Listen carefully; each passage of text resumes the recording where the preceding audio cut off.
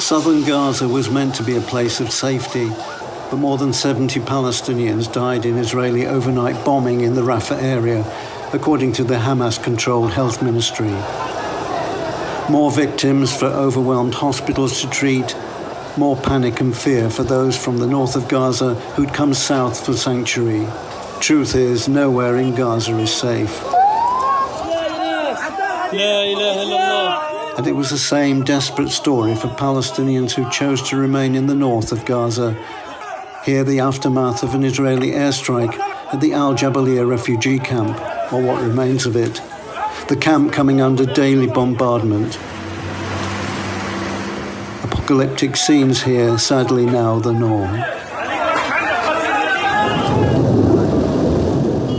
Despite unrelenting bombing by Israel, Hamas is still able to fight back, firing volley after volley of rockets towards Tel Aviv and Jerusalem. The people of Tel Aviv rush to find shelter, even though it's a daily routine now. For ordinary families, the wailing of sirens is something few can ever get used to without a sense of fear. And it's a chilling reminder Hamas remains a potent enemy. Footage released by Israel's Defense Force shows attacks on Hezbollah targets and military bases in Lebanon, north of the border with Israel. Hezbollah, a militia backed by Iran, has been exchanging fire with Israel for days in the deadliest escalation since they fought a major war in 2006.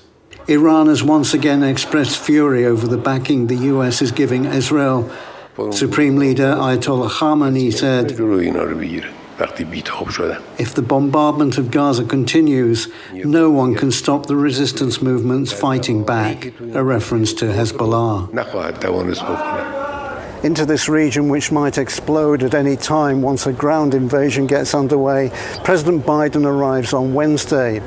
Arab states are asking him to pressure Israel into keeping civilian casualties down to a minimum and to strike a deal to get much-needed aid into beleaguered Gaza.